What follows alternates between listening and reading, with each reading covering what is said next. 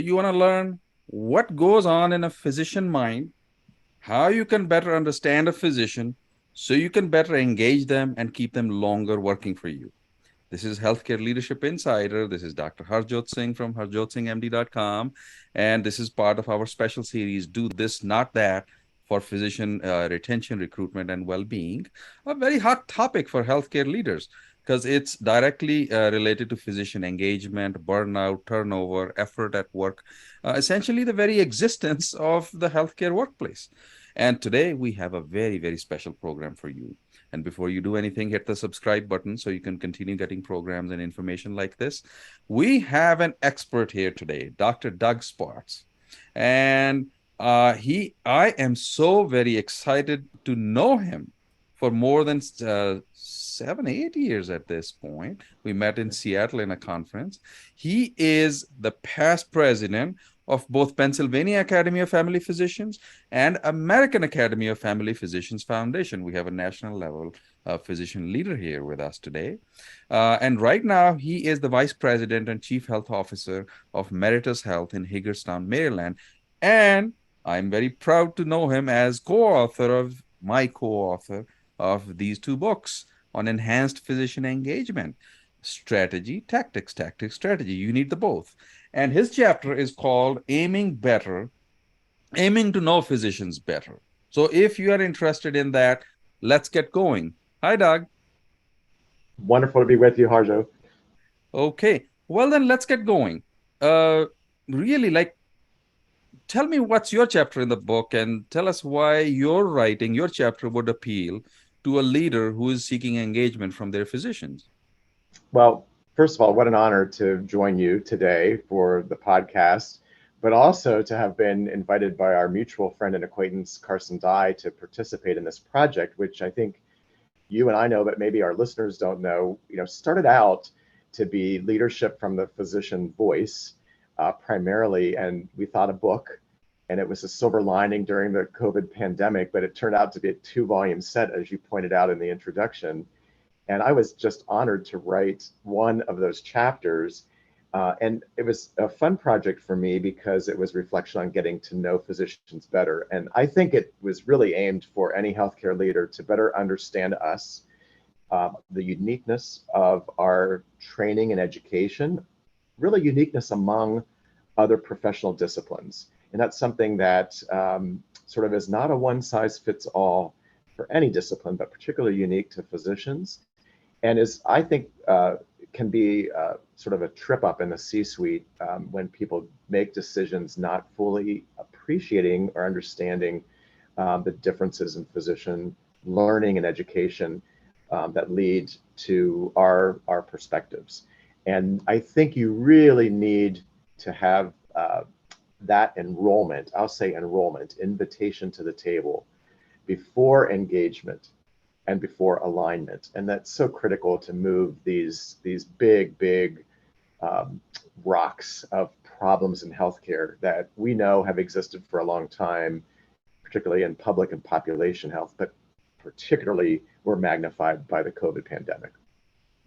Well, you go very deep into the mind of a physician. So we can talk about the feelings, the thinking that affects their behavior. Tell me more about, you know, like what's like the big thing that every healthcare leader should understand is in the mind of a doctor.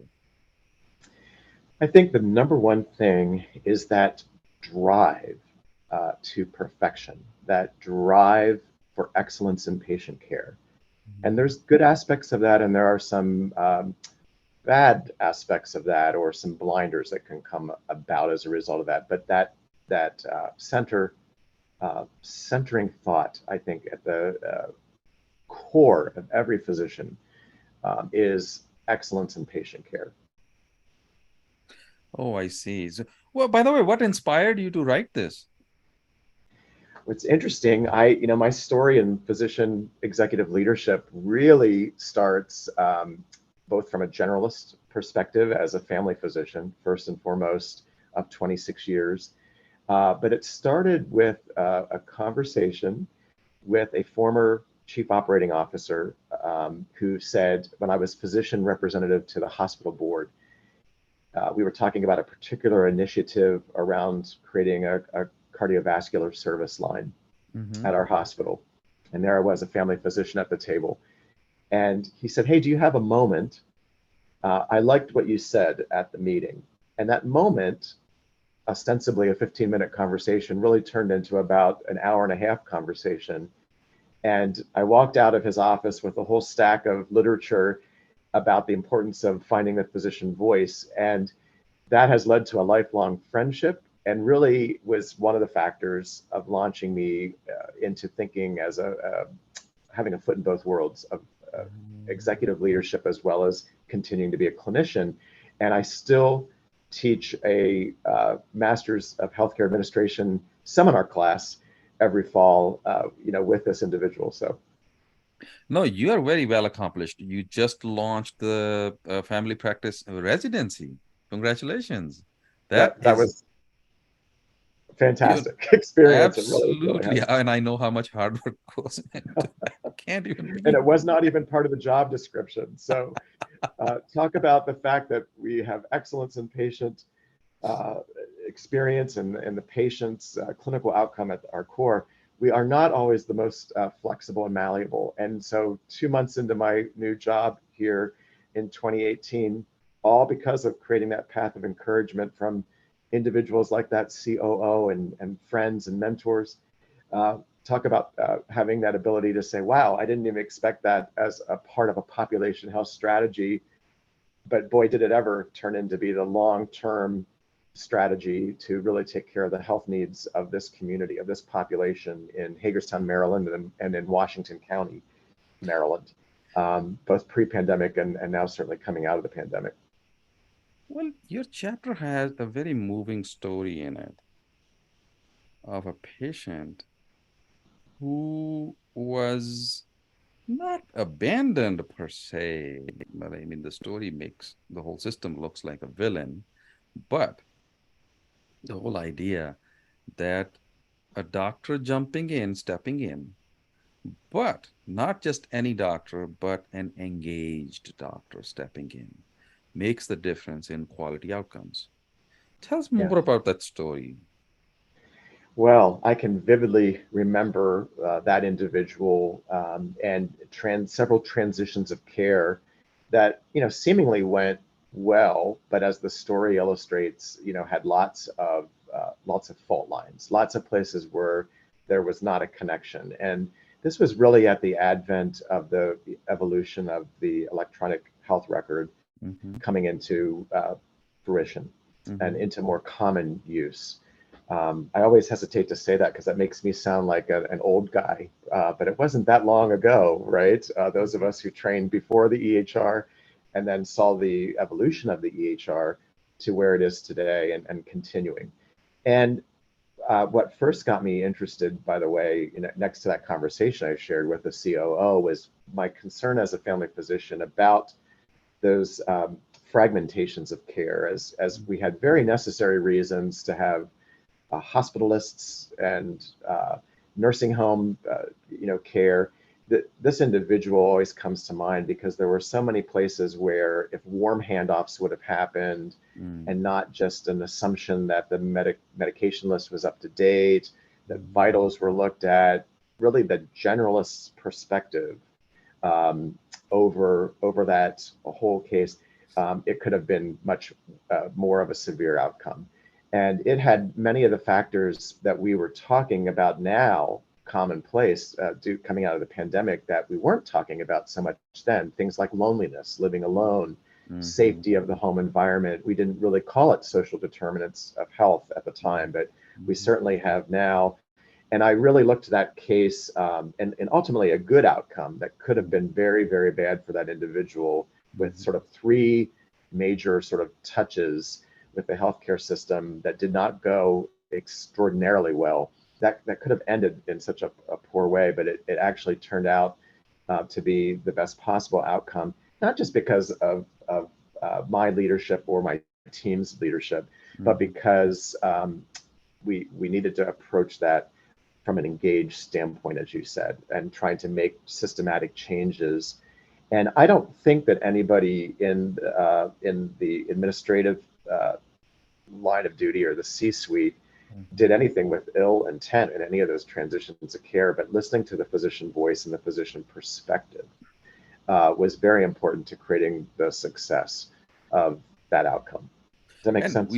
yes, and we still don't have one singular EMR that shares data with each other. It's just like scattered all over the place. Takes even more work than before to try to find out information. So, it, I think the way I read the story, first of all, it's a moving story because it's like, what? This can happen now, and it can happen. And you see, even when we talk in a seminar about physician engagement or its evil twin, the burnout, affecting quality and patient outcomes, and if you care about that, physician engagement in this particular story is the best illustration how an engaged physician can make things happen in quality that a disengaged physician or a burned out physician probably won't. And I'm not blaming doctors. I'm just saying that this there is a mind shift that starts happening.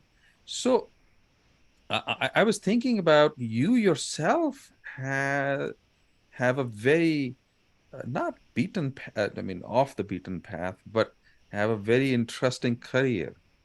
What inspired you to take on all these roles you have had? You were a chief uh, MIO, medical informatics officer, chief health informatics officer. Now you're CHO. You have, of course, you have been a national leader otherwise. What inspired you to do all those things? I like to say I backed into leadership, but I think this is another illustration. I mean, I really thought when coming out of residency that I would go back to my hometown and I would serve as a family physician there, like my family physician, Mhm, for 40 years and then mhm, retire. mhm, And that would not have been a bad career choice. I loved every aspect of full-time clinical practice. mhm, And matter of fact, 22 of my 26 years before taking this current position, I was full time pretty much the whole way. I had started to scale back at my previous position when I had more responsibilities, more leadership responsibilities placed on my plate. And again, another thought would have been to continue doing what I was doing, which I loved that system. I still am in touch with my colleagues there. There were just peers ahead in positions. There wasn't really any place to move. And I have always enjoyed the challenge personally of taking on a challenge, of defining something that was not previously well defined.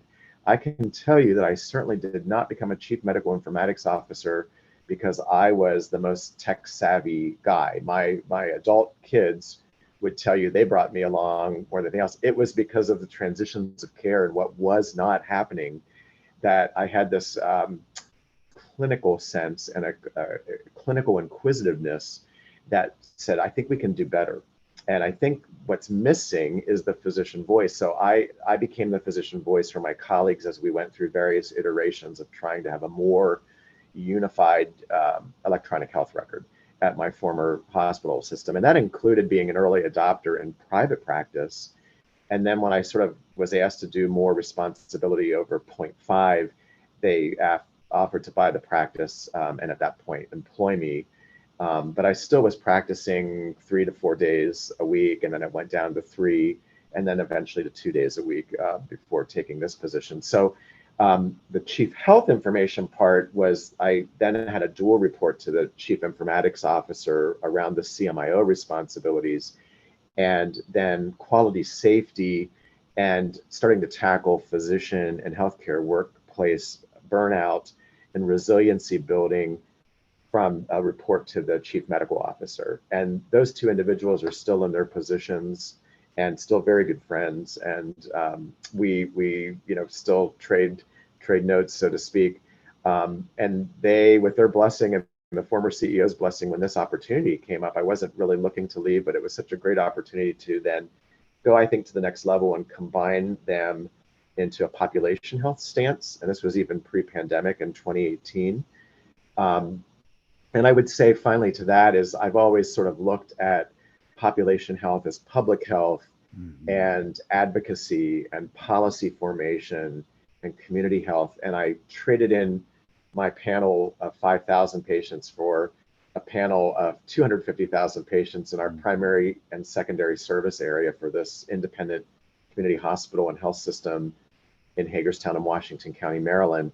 And those other parts of national leadership that were sort of happening at the same time, involved advocacy and policy and coming to the table and bringing physician perspective there. And so to me, it was this natural blend that led to the current position and my current interest. It was not a charted course like I see many medical students today. Mhm. Uh, since my daughter is becoming a physician, Mhm. I see them having discourse and saying, well, I'm going to do an MD MPH, I'm going to do an MD MBA, I'm going to Mhm. do, I mean, those things certainly happened when we were coming through school, but I think that was much more of an outlier. And I think I took the other approach where I sort of have moved into these positions with the perspective of the clinical practice first. And I think Mhm. that's made a difference for me. I am so impressed with how what you described an outer journey, and I read the inner journey in your chapter as well. Your chapter is, by the way, very deep chapter. So the fox and the hedgehog concept. I want you to tell people about it. And as you talk about it, I'm going to show the diagram that illustrates the fox and the hedgehog. It's something to see. It's like the highlight of the chapter. Tell me about this physician hedgehog concept. Yeah, well, as you pull it up, so it comes from, I can't take full credit. I can take credit for the diagram. I can't take full credit for the concept because it comes from one of my favorite leadership books, Jim Collins' Good to Great. Mhm, And there's certainly many, many others. In my chapter, I mentioned Collins a lot. I mhm, mentioned Ben Zander, and who wrote with his wife, the Art of Possibility. And then mhm, I also Epstein's Range: Why Generalists Triumph in a Specialized World. So mhm, all of these ideas sort of swirled around as I built the diagram. But the concept of the hedgehog is that place where we go.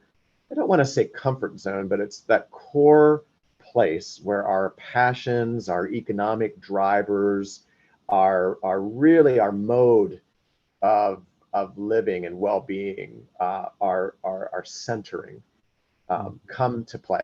So it could be a Venn diagram that intersects and into the middle. But I think as I started out the podcast, talked about excellence in patient care, and I really think that that is the hedgehog. Um, Foxes move fast and they're cunning and they move around. The hedgehog maybe seems to be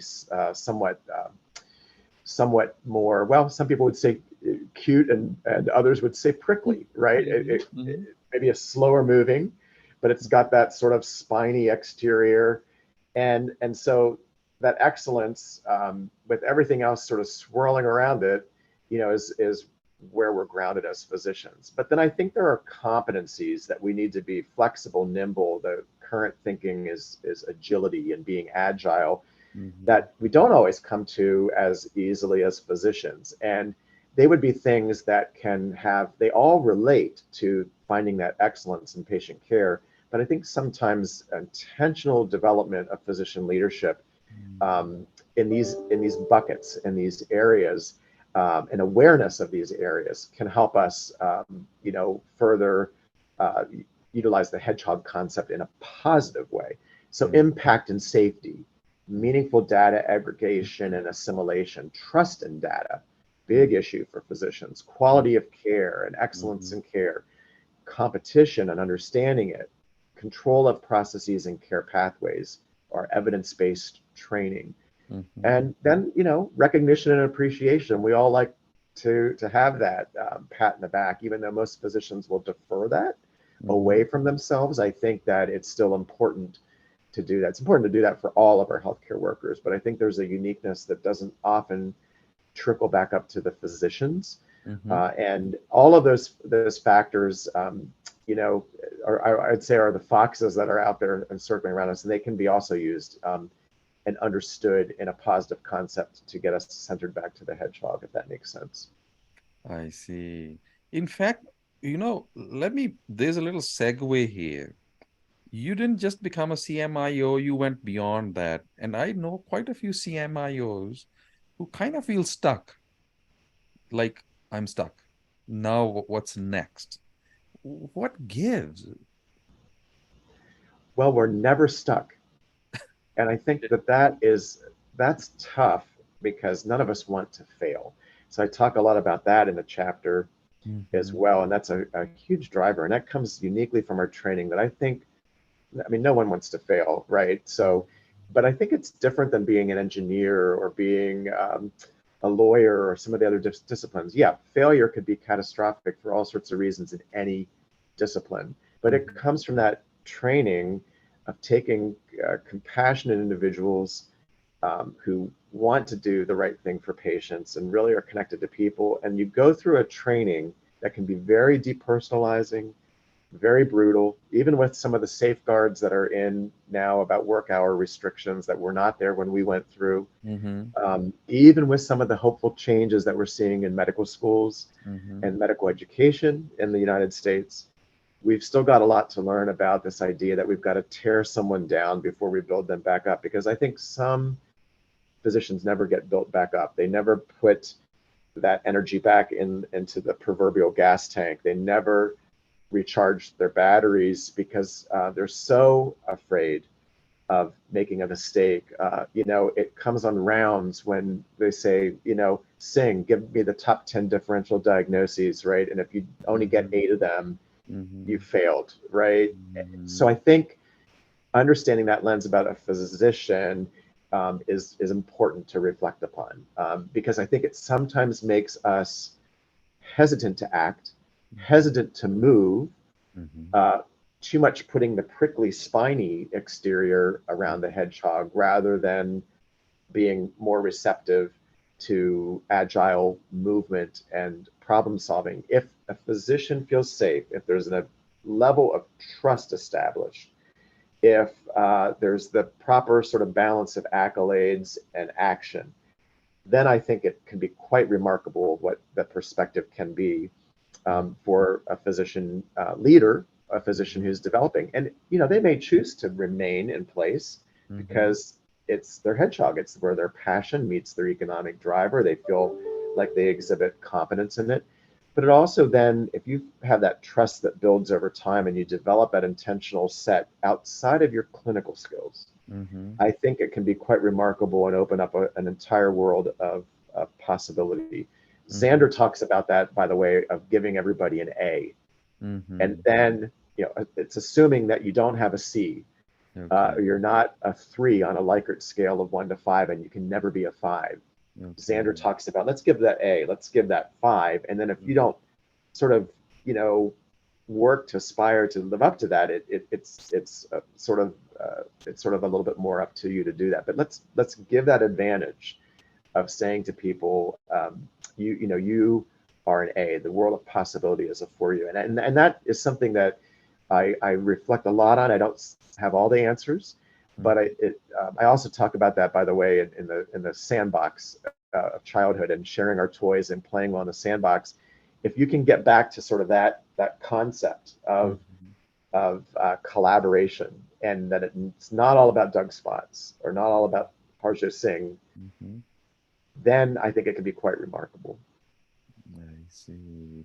You keep on mentioning resources. Tell us more. What other books, resources do you want an aspiring young new physician or physician who wants to be a leader, what that you want them to know? Oh gosh, I read all the time. I read a variety of things. I Mm-hmm. mean, I've mentioned sort of my favorite business reads. There are many others. I love Epstein's Range. I was privileged to read that book and then engage with a whole bunch of medical leaders in Mm-hmm. Maryland in a live sort of book club held by a physician colleague over in Annapolis, Mm-hmm. and heard Epstein speak. And it's really sort of a why generalists triumph in a special and well, why generalists triumph in a specialized world. Mm-hmm. And it is very interesting that with we talk about 10,000 hours of practice or doing something to be great at what you do. Okay. Physicians, depending on your specialty, have over 20,000 Mm-hmm. hours plus. Mm-hmm. When you look at not just medical school, but residency training and subspecialization, and it makes you very good at a skill set, but that shift into it may also limit you sometimes from thinking more comprehensively, like the patient case of the elderly woman with a hip replacement after a fracture, going to the nursing home, developing chest pain, turned out to be UTI, probably because she hadn't moved her bowels. It Mm-hmm. makes you not be able to step back Mm-hmm. and look at that level. And I think the illustration of that book is that generalists have some of that capability of both being broad and narrow. And if Mm-hmm. you're just always narrow, Mm-hmm. that can be restrictive in anybody's leadership journey, physician aside. So that was a fascinating book. A history read that is one of my favorites that's not in my chapter is Doris Kearns Goodwin's quintessential work on Abraham Lincoln, Team of Rivals. Oh, And yeah. I love that book because it's just a masterful examination. She calls it her love story of Abraham Lincoln because I heard her speak in a public forum about the book, and she spent over 10 years researching it. Um, and before writing it, and sort of Lincoln's unique perspective to surround himself by who he thought were the best minds to help solve the problems of the day, the problems of the nation, and very similarly disruptive times, and in a really fragile time in our nation's history, just as now. And even many of those people were competing against him or didn't like him, Mm-hmm. but he felt that they were the best minds because he wanted to surround himself by the most comprehensive opinions, not just the yes voices, not Mm-hmm. just the people that agreed with him, not Mm-hmm. the people who were easy to like. Mm-hmm. And uh, and he did that, and he had this ability to listen Mm-hmm. well, Mm-hmm. and then to do deep reflection before action. And most of all, he used humor and loved going to the theater and loved hearing plays and loved telling stories, loved that human relationship aspect.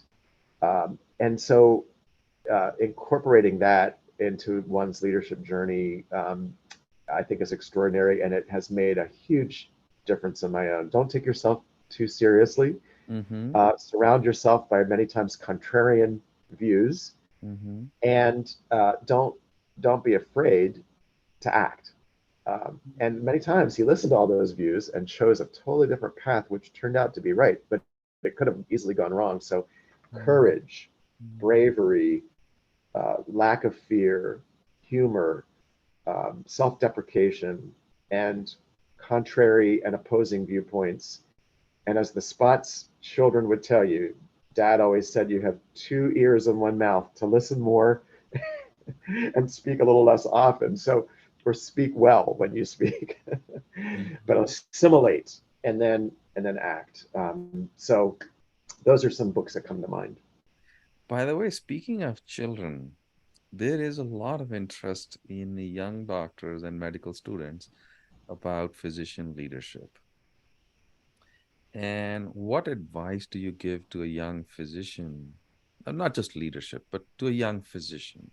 I mean, work is fair game, life, better doctor, better parent. What advice do you want to give? Oh gosh, I think again I would say don't be afraid.